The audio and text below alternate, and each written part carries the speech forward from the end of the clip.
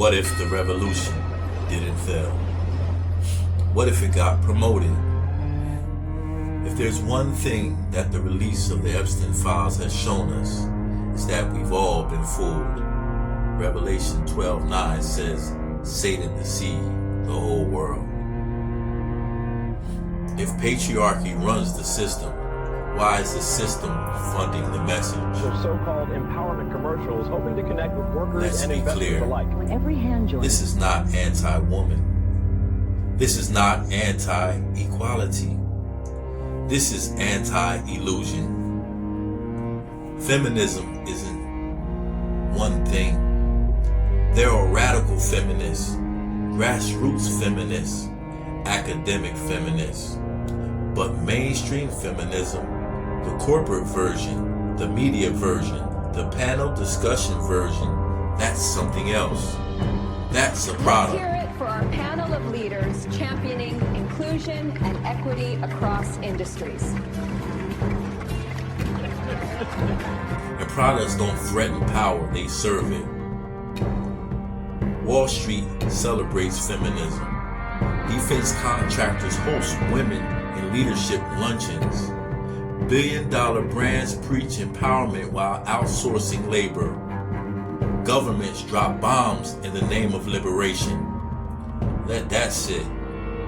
You're telling me a system built on hierarchy suddenly endorses dismantling hierarchy? No, it endorses upgrading the aesthetic. When power promotes your movement, it's time to ask, who owns it?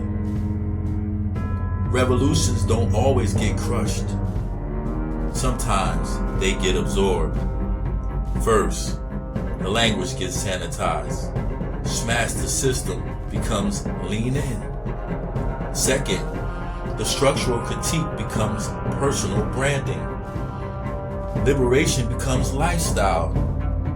Third, the goal shifts from dismantling power to earning a seat at the table. But if the table was built on exploitation, sitting at it doesn't make you free. It makes you complicit. That's the pivot no one wants to touch. Look at the world. Western institutions label other cultures backwards, then export empowerment campaigns tied to trade deals and military alliances.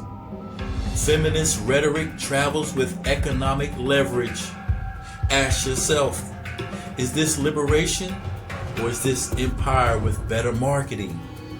When empowerment aligns perfectly with global corporate expansion, that's not coincidence. That's strategy. Now we go deeper. Who benefits most from corporate feminism? Which women climb the ladder? And who cleans the building? Whose labor stitches the fast fashion behind the empowerment slogans? Whose voices? Whose pain stays local? This isn't about calling feminists racist. It's about acknowledging this. Any movement integrated into global capitalism inherits its racial and class hierarchies. You cannot plug into the machine and pretend you don't run on its fuel. Progress is progress, sure. Representation matters, absolutely. But representation without redistribution is decoration. You can diversify the faces at the top, but still preserve the structure underneath. And if the structure stays intact, what exactly changed? This isn't about whether feminism is good or bad. It's about threat. Every real movement threatens someone powerful. So ask yourself, who does the current mainstream version actually threaten? capital flows on Wall Street set the tempo. Defense alliances sign billion-dollar deals, and global supply chains move everything from microchips to medicine. Together, they describe the web of force. Does it threaten Wall Street, defense contracts, global supply chains, or does it integrate seamlessly into them? If it threatens no one at the top, it's actually been domesticated. If a revolution is sponsored, if empowerment is profitable, if dissent trends on corporate platforms, you're not watching rebellion, you're watching management. And the most dangerous system is the one that convinces you you're fighting it while you're feeding it. Here you go. That's it. Keep eating. You never seem to get full, do you? Another spoonful. Don't waste a drop.